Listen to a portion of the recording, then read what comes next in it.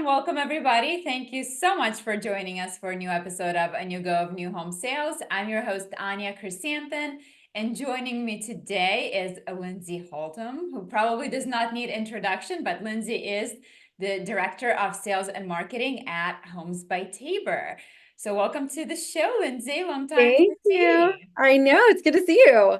So, Lindsay, for those listeners who may not know who you are, may not be familiar with your story, let's Sure. get into it. I'd love to hear your story. How did you get into home building industry? I always say I lucked upon it. My background was in sales and marketing in the medical industry. And so I did that for years and years, a lot of marketing and sales for chain clinics, chain medical offices, chain dental clinics, that sort of thing, which I have to tell you is not nearly as much fun as what we get to do now. So I answered an ad that I saw that I thought, that sounds cool, but I'm not really sure what all it entails. Went in for the interview. It's a funny story of how it all took place and how I ended up getting the position and just how it all evolved. But I really did just kind of luck upon the industry. And I'm so glad that I did because it is truly believe it's like the best industry to be in. I agree with you, and it seems like everybody just falls into it. So I didn't know that you were in medical sales before. Yeah, it's like you don't really know it exists. People think about real estate, but I don't think we ever really truly think about being involved on this side of sales and marketing. And I think until you luck upon it, then you are missing out on it. Oh, for sure. And I remember when my friend referred me to a builder for a new home sales position. I was like, yeah, sure, I can hang out in a model home and what you think about what Right. goes on in there, completely different. So No idea. Yeah. yes. So were you always on the marketing side of home building? So I started off in the marketing side. So I did that for, I guess, 7 going on 8 years and did marketing, created the online sales department, and really was over all of those aspects. And then about 2 years ago, took over the sales, on-site sales as well. So now I get to do all of it and I love it. It's so fun. What are your thoughts on keeping sales and marketing together? Because nowadays I am seeing more and more separation with director of marketing, director of sales, where in the past I think it was more of a sales and marketing role. Do you see it ever separating in the future, or what are your thoughts on like keeping it together versus separate? Yeah, gosh, I hope not. I love it. I love being able to do both. And it might be very company specific and very like who you have in the seats specific as well. I really truly feel like once we've merged the departments and we're all under one umbrella, our just consistency throughout and just the way that sales and marketing is like aligning and just meshing with all of our overall goals. We've always had the same goals, right? We're always working towards the same path. We're always like in it together, but we're not always aligning sometimes on our missions. And so being able to just have everything under the same umbrella with the same consistent message, I feel like has been a huge win for us. And so I hope it never goes back to where it was before, just simply because like I think that we've made huge strides and huge bounds forward just being able to be under the same umbrella. But it's not easy. So I can see why a lot of people can split the departments just simply because it's a lot. Yeah, especially with marketing going into a direction of almost like technology wizardly, wizard, Right. what's the word? Wizardly? Wizardly ways. Yeah, sure. Yeah, you Why do have not? to be like a tech wizard, right? Yes, To be for in sure. technology, to be in marketing these days. So yeah, I can see how they are different, but you're so right. I think the key is to really make sure that you're on the same page, your departments are on the same page, because if the marketing is not talking to sales and sales has no idea what's going on with marketing, that is just definitely a disaster. So It is. And no matter how good you are, because no one means to leave people out of communication, right? Everybody has this goal of having great communication. But no matter how good you are, sometimes it's still hard to get those to align oh, where sure, we're for at. sure. So, Lindsay, I'm curious, since you've been in home building, how has your approach to marketing shifted over time, if it has shifted? Any big differences that you've noticed in the way you used to do things or some of the beliefs? Yeah, you just talked about having to be a wizard. And so it's like the whole world has changed over just the time that I've been in the role. And so it's like with that, everything changes. Literally everything changes. I think I had a like an iPhone 4 when I first started this role. And so just think about that and how technology has shifted. It's just completely different. When I first started in the position, it was the first time that Tabor, our owner, had ever had marketing in-house. And so it was just outsourced in different sort of, we'll call it hodgepodgey before. And we really had to start from scratch. And so like when you talk about like how it shifted over the years, you go back to standing in a model home for the first time, like literally putting painter's tape on the wall to try to map out our sales arenas and what that was even going to look like, really starting everything from scratch. And so over the years, we've just built on the building blocks of creating the department. And every year is, okay, what's next now? Okay, what's next? Because in marketing, you can never be stagnant. That's like the enemy of everything marketing. If you're stagnant and complacent, that's just a slow death. So always looking at it of what's next, but really just making sure that everything we're doing is really evolving towards digital strategy as well. Never removing the human element, always towing that line, but always looking at how technology can make us better. Yeah, you're never safe in marketing. When you think you've done it all and you're like, oh, this is done, this is finished, it's okay, it's operating as a smooth machine Yeah, on its own. I'm so good. Yep, it's time to do a complete rehaul because now AI is coming. Guess what? Just think Yay, about something stupid like every time you log into a program that you use every day, or, at least you're in it once a week or something like that, and you log in and you're like, wait a minute, where did everything just move? Like everything is always evolving. for sure. And we're Yeah. going to talk about some of the evolution of your marketing and some of your new initiatives coming up here. But before we do that, let's talk a little bit about Homes by Tabor. If you can give our listeners a bit of an idea for what kind of builder you are, where do you guys sell, what types of homes you build, who's your client avatar for the most part, if you can break it down for us so we're on the same page. Yeah, sure. So we're the best builder in the world. No, we're in Oklahoma City. So we're an Oklahoma builder that is focusing right now in Oklahoma City. We have some land in Tulsa, Oklahoma that we will eventually move into. Right now, very much focused on home base, if you will. We have about 20 neighborhoods around the Oklahoma City metro that we build in. So we build in all the suburbs around the Oklahoma City metro. Our tagline is proudly overbuilt. So we like to say that we include more in our homes than any other builder per price point. So depending upon the home that you're shopping for and the price point that you're looking for, you're going to get more as a standard in our homes than you're going to get in it with any other builder. So we're constantly trying to add in value for our customers and not do the flip side of our industry, if you will, which is upgrade. If someone comes in and purchases one of our homes and they don't do one upgrade, they're going to get a fantastic quality high-end home without having to spend any extra money. So it's really what is what you get, unless you want to get more, and then we'll of course let you upgrade to those things. We are classified as a production builder. We will do roughly 600 sales this year, which is a growth from last year, which is exciting. Anytime we can have a growth year, especially in a challenging market. So historically, we've always been about 70% spec home or inventory homes with 30% builds. This year, we're seeing a little bit of a shift, which I think we might talk about a little bit later, but that's who we are in a nutshell. We are proudly overbuilt, Oklahoma's favorite builder.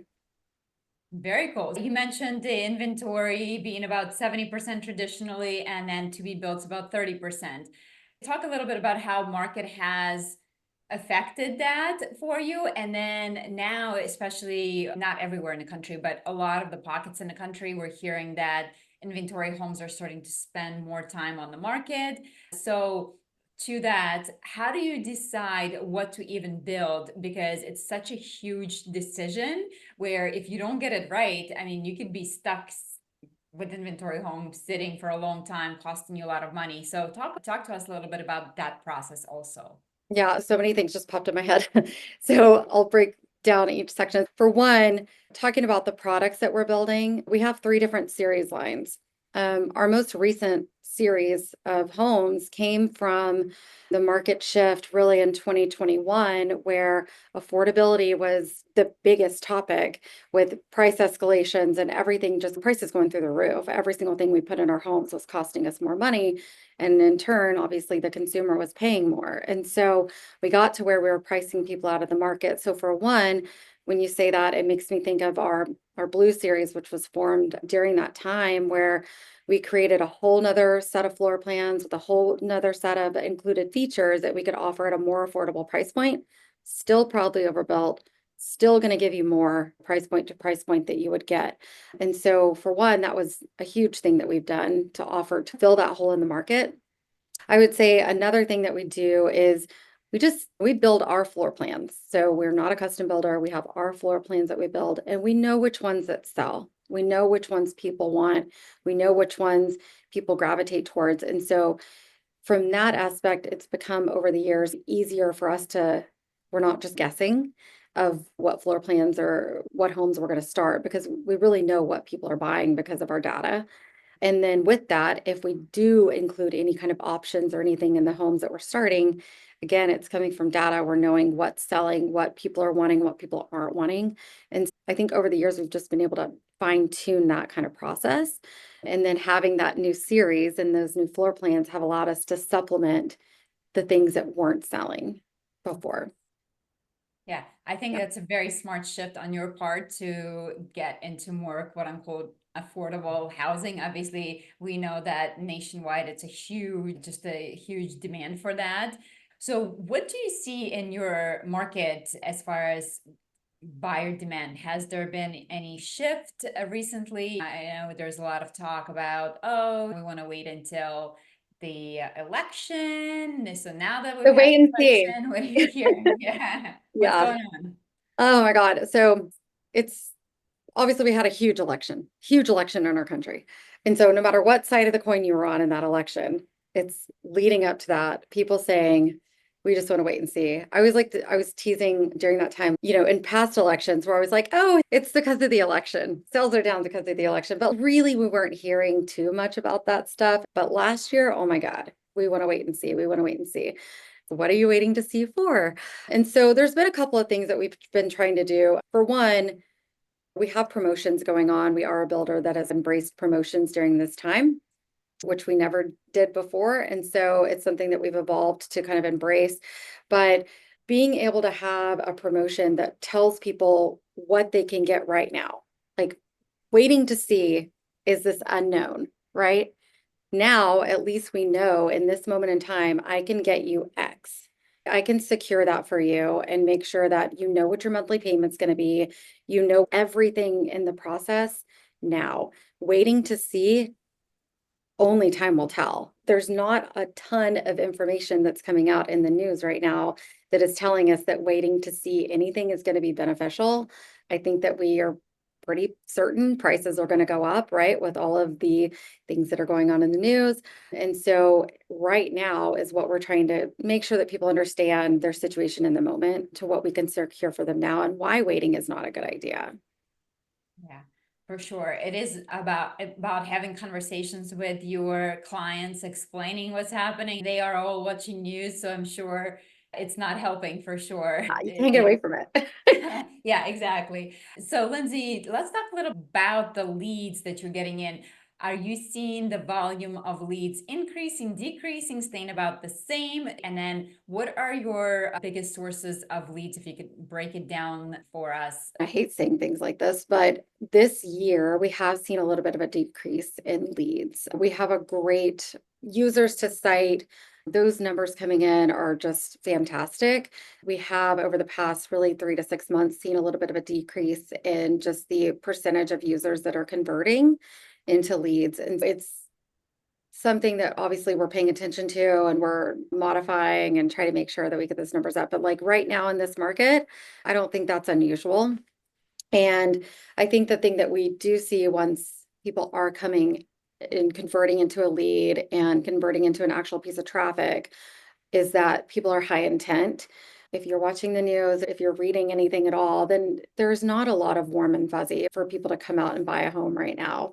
So it's people that are converting and moving through that funnel are people who do have high intent to move forward with a home. And so we look at every piece of traffic or every lead that's coming through of that person that's like walking up to the model home in that snowstorm in the middle of a tornado. Like we know that we have the attitude of every one of those people are going to buy a home once they get here. So we just have to do our jobs. And then as far as your leads that are coming in, what's been working for you? Are you guys using Zillow? I assume Realtor.com. You have a Sure. new go leads. What's been the biggest source for you? Yeah, we're on all the things, right? We're on all the things. We're a huge partner with Anewgo as well. We do see that the majority of our leads, this is not, I'm literally not just saying this just because we are on this podcast together right now, but whenever I pull up our data, the majority of our leads do come from people converting through our website from Anewgo. And if you haven't been on our site, check it out because Anewgo has done a great partnership with us. But we do every one of our floor plans that we build, we have all of our interactive options online. And so that's a huge tool, not only for us, because we're able to obviously see the analytics and everything that goes in on the back end of that and consumer behavior, but that is a huge tool for our consumers and a way for us to remove friction in that process. Do I want to pay X amount to add this option? No, don't need it. Okay. They can really do that in the comfort of their own home. I was assume they're in their underwear, right, on their couch, just doing their thing. But we get a lot of conversions on that. People building floor plans, people who are like really building that dream home online that then we're able to reach out and say, hey, do you want to see that floor plan in person? And so that's our biggest lead source. Thank you so much. We certainly Yeah, appreciate hearing thank that. you. It's great to know, and you guys have been a great partner, and you've certainly bought into the idea of giving your customers as much information as possible and giving them ability to visualize the home at the fingertips. It is the biggest purchase of your lifetime, and it's good to see that you guys are such a great partner where you're on the same page with, okay, let's have you visualize everything, answer as many questions as possible throughout this process so that, whether you want to talk to somebody or you want to continue this journey on your own for as long as you want to, you still have the information. You're not just coming to the website and it's, oh, you have to call for this or you have to call for that. You are free to explore as long as you feel comfortable exploring on your own. Yep. Yeah. Sorry, I saw a billboard literally yesterday that said it didn't have the brand of the billboard and it was like the billboard was available, right? And it said get more traffic to your website and then it had a phone number. And I thought, how funny. Like that is the opposite of the direction we need to be moving forward, right? Bring more website traffic and then a phone number, no branding, anything. But that's the stuff we have to get away from. Yeah, Make it exactly. easy for people. And yeah, so for builders listening out there, and if you still want them to call in to find out what's available or what the pricing looks like, make sure you have it because especially now with AI coming, as people start to utilize agents, essentially where instead of them Googling and going website by website, they can now use Menace or Operator. Those are two kind of agents where you can ask an agent to browse new homes for you and it's going to bring options back to you, just like ChatGPT answer your questions. Same way it's going to bring answers for you with builders who have to offer what you're looking for. And as these agents browse your website, if that information cannot be easily found, if it says, hey, call for this, they're of course not going to be making those phone calls. So they're going to be moving on to the next. So it's very important, especially going forward, to digitize as much information as possible and make it readily available. And speaking of digitization, you and I talked a little bit ahead of time, and you mentioned that you're looking to revamp your contract system, Oh God, yeah. digitize more of Uh, aspects of the customer experience. So can you tell us about that initiative and what are you really trying to achieve with that? yeah, sure. So I mentioned that I took on this role a couple years ago, and one of the things that I quickly noticed was that like our system is so outdated. And then when you start saying, okay, why are we doing this way? Why are we doing this way? And then your answers are always because that's the way we've always done it. That's like your biggest key right there, a red alert of going, okay, this is not the way we need to continue to do it.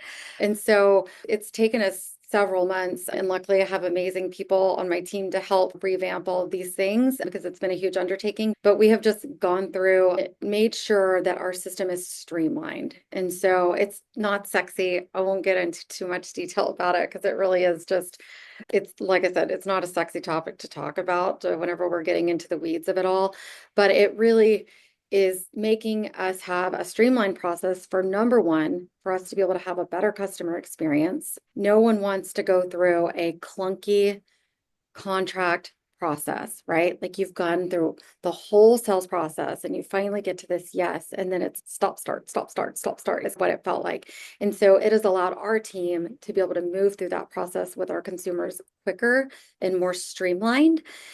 And on the flip side of that, as we kind of work through all these things and get everything set up, it's allowed our internal teams to also benefit from that same streamlined process. And so it will eventually be a win-win for our consumers and for our internal teams because it's all streamlined and it's quick and it's a 15-minute process versus 45-minute process. And that alone is going to be a win. Starting off with saying the whole reason why we were doing it the way we were doing it is because that's the way that it's always been done. I think anytime that we encounter those types of conversations with our organizations, that's where our alarm bells need to go off and go, okay, but does it work? Right? Or is this just what we're really comfortable with doing? Exactly, exactly. I'm so happy to see that you guys are moving in a direction. More home builders are certainly following that. Contract can be nerve-wracking and uncomfortable as is. And when your salesperson has to scramble, put it together Oh, from 10 different sources, and it just makes consumer more and more nervous as they're sitting there instead right. of making it, yeah, an easy experience. I'll never forget when I used to sell homes back in the day, and it would take at least an hour, I think, Oh, yeah. to go through the contract information and everything. And I remember somebody left one time in the middle of it and they said, I'm just going to go get something from my car. And they never came back. It was like, all right, I guess they didn't have the Oh guts my to God. tell me, like, no, You're like, this is not they said, happening. Anya, it's too long. It's too long. But yeah, it is, you want to minimize those uncomfortable Yeah. They literally had buyer's situations. remorse before they even signed. It Exactly. took Yes, two. they were having all of that, all the bad feels before before we That's could get awesome. there. I'll never forget that. I was like, guess they're not coming back. Yeah, Should I still send it to you electronically or what? that's But funny. of course, back then we couldn't send it electronically, so no, Yeah. they had to come back. And yeah, if you think about it, the process would take, my gosh, it's a long enough process for customer to take the time out of their day to figure out what they want, and then yeah, do what if they need to deliver a check in person, or they need to do everything in person. You just want to think about that, because maybe there's a better way to do it. But on the There's too many resources out there now to just let it be the way it's always been. Yes, exactly. And now, Lindsay, you mentioned early in our conversation balancing that like human touch, right? So, as you're going through this process, how do you make sure that you still keep that personal touch in home building process while boarding this whole digital side of things? Yeah, I think so. Which is just said there's a lot of resources, right? I think for one, like every resource that we evaluate as something, whether it's with this process or any other process, we're always making sure that we have that human element still incorporated into it. It's our one and final product, I think, that's like made by man, right? And that's people just see in one spot come to life before their eyes. You can't say that about any product really. And we're always trying to keep that human element involved in some form or fashion and make that whole process special for them. So number one, we're always looking at our sort of systems and tech that we're going to take on of, hey, are we still going to incorporate this human element? We're not expecting tech to just do our jobs for us on the sell side still. We're not there yet. And I don't think the tech is there yet. I don't think the consumer is there yet. And so still our salespeople are out there doing the same job that they've always done in the sense of providing that hands-on customer service. But as far as using the technology to make their jobs faster, I think is Yes. what we're trying to accomplish with this.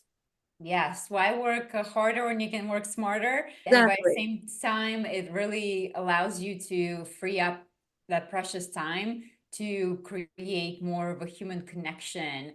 And I know when you and I spoke earlier, you did mention that one of the focus for you this year was to really empower your employees to create that wow moments for your customers as they go through that 6-month build out journey. So Talk to me a little bit about that. What do you mean by the wow moment? What are some examples of these wow moments?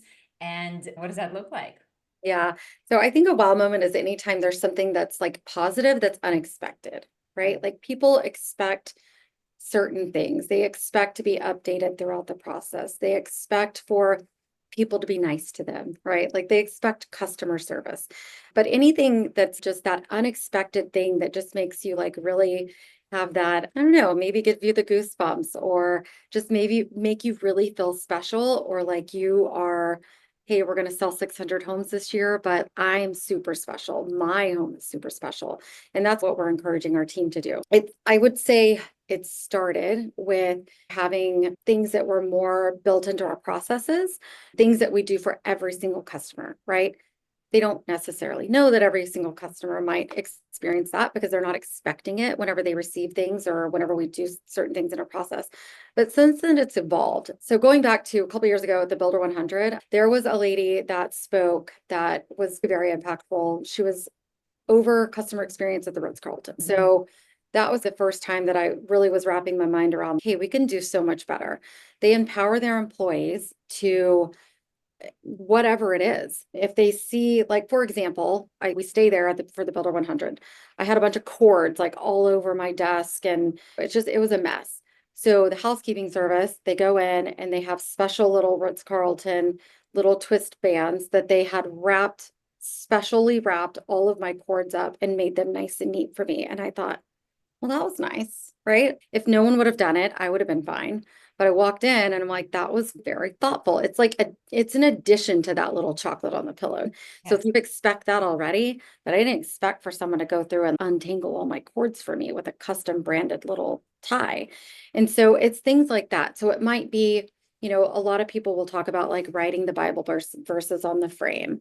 That might be something super important. We've had people that have like literally set up a proposal in the home and completely done that in conjunction with the future groom, right? So things like that we can do that we can take it above and beyond where it's like we're paying attention to that person and we're not just doing all the cookie cutter things.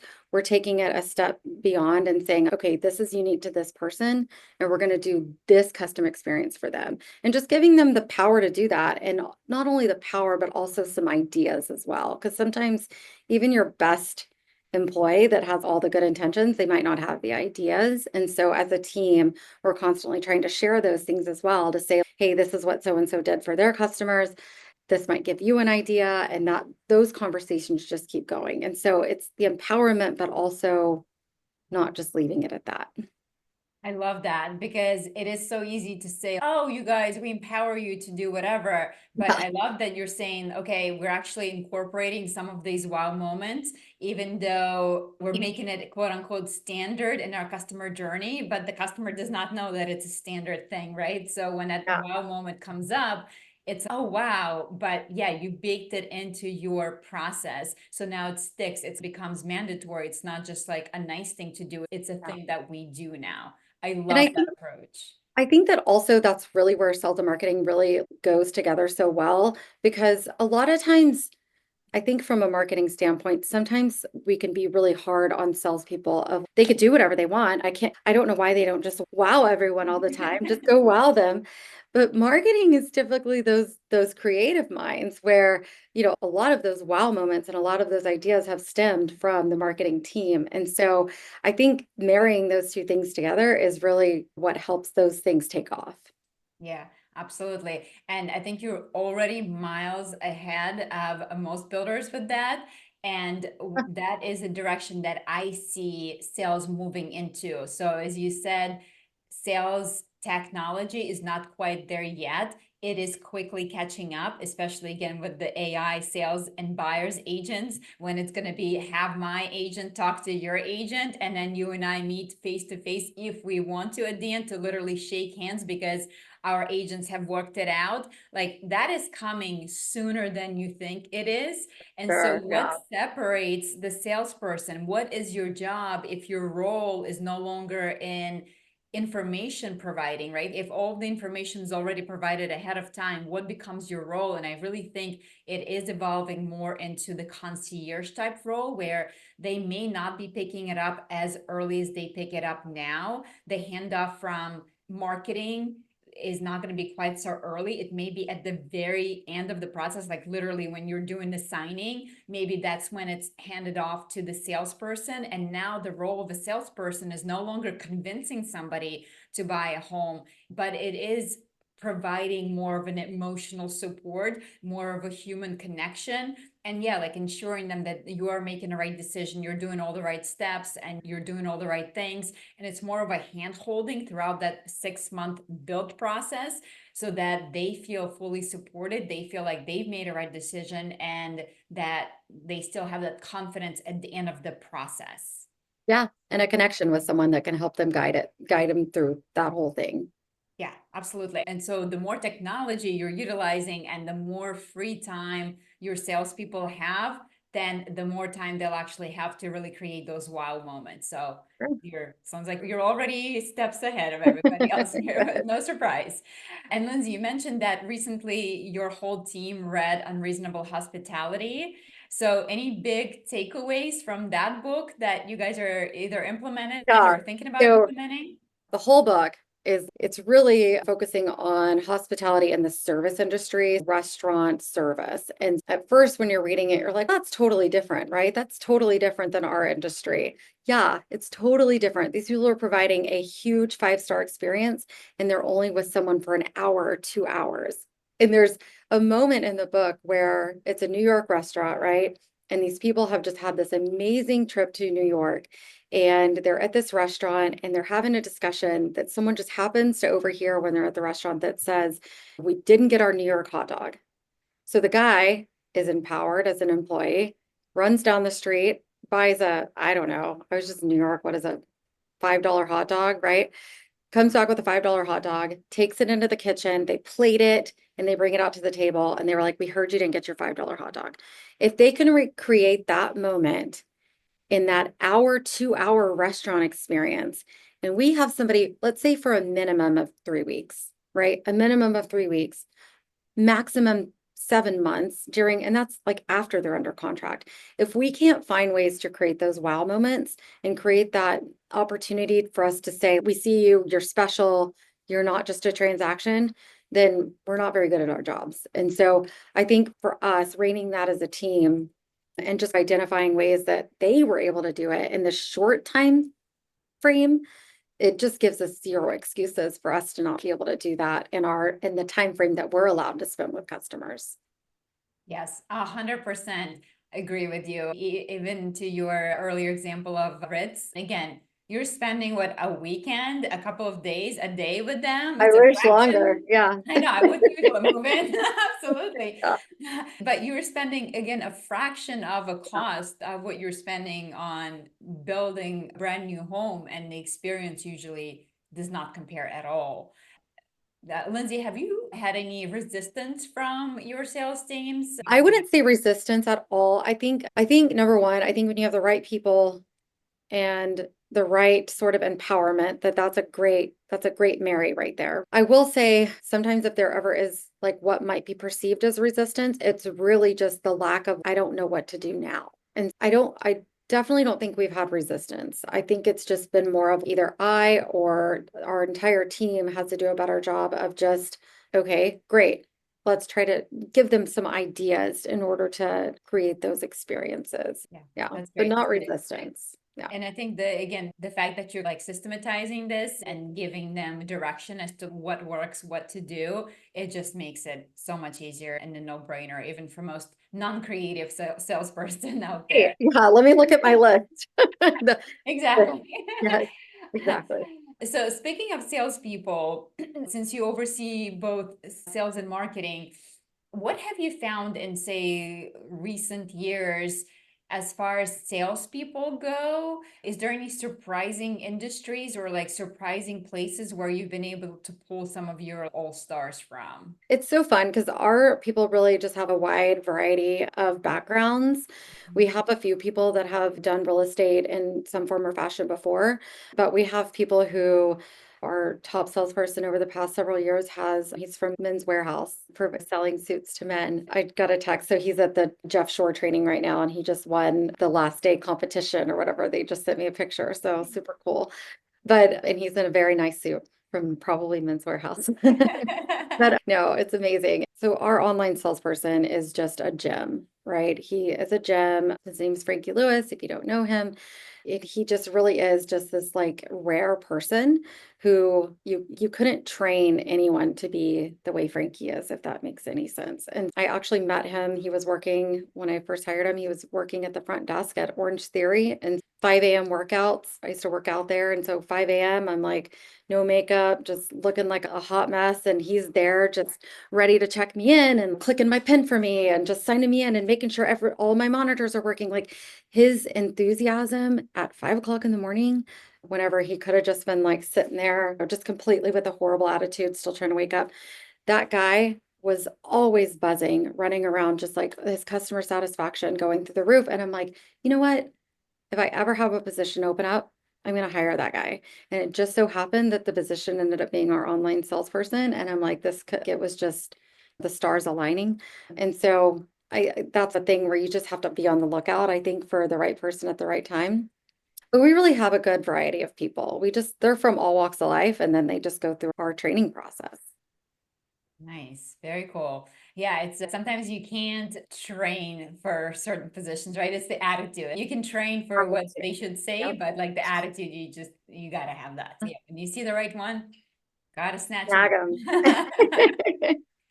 Lindsay, what's next for Tabor Homes? Any other initiatives, anything on the horizon that you're excited about?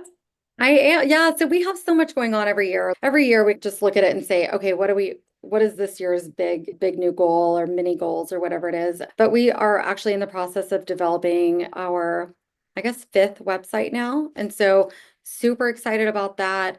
Every time that we roll out a new website, we're able to just embrace new things and really going back to every single thing that we just talked about in this conversation. Every single topic will have some sort of place in our new website. And so I'm really excited about that, of just being able to create a better customer experience and just be able to give people more information at their fingertips that they want without having to ask us first.